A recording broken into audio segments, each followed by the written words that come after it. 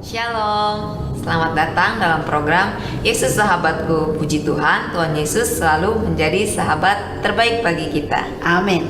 Shalom Ibu Dorcas. Shalom semuanya, kekasih-kekasih Tuhan di mana saja berada. Ya. Ibu ada pertanyaan Bu. Bagaimana ya Bu ya cara menghadapi yang sesuai firman Tuhan bila sikap seorang suami yang sering main pukul dengan istri dan anak ketika marah? Apakah dengan sikap seperti itu juga dapat mempengaruhi karakter anak Bu? Oh ya, jelas.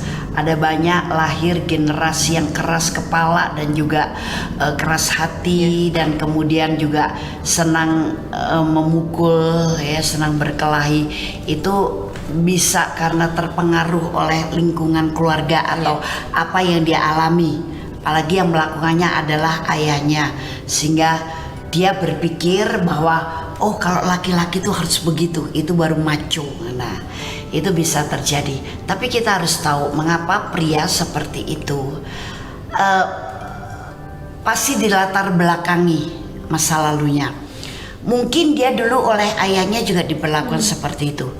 Atau kondisi masa lalu ketika kanak-kanak unhappy child, sehingga hidupnya penuh dengan tekanan, hidupnya penuh dengan kekecewaan, hidupnya penuh dengan masalah yang rasanya berat sekali ini hidup.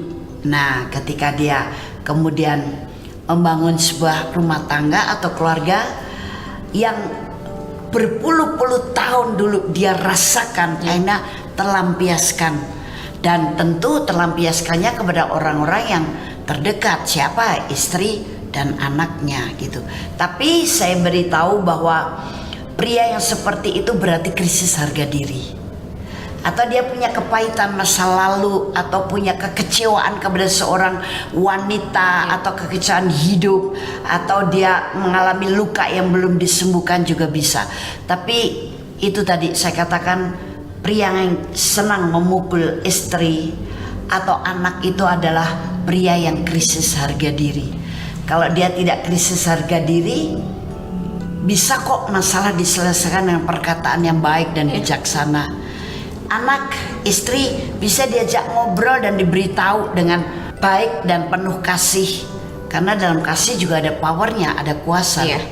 Nah, itu semua bisa. Tapi kalau krisis harga diri, ya apa boleh buat, jadi begitulah. Atau kadang-kadang ketika istri dipukuli, ini suami sudah merasa diinjak oleh istri. Jadi satu-satunya untuk menunjukkan kelaki-lakiannya, keperkasaan tunjukkan kepada istri, aku yang lebih dari kamu, aku ini yang berkuasa. Nah, dia pakai bokem mentahnya gitu. Tapi itu semuanya adalah pekerjaan tidak terpuji. Karena firman Tuhan mengatakan, hormatilah istrimu sebagai teman pewaris supaya doamu tidak terhalang. Jadi istri itu teman pewaris, karena istri Anda, hei para pria, itu bukan orang lain tapi salah satu dari tulang rusukmu. Kalau engkau seringkali melakukan pemukulan kepada istri, berarti kamu sedang memukuli diri sendiri.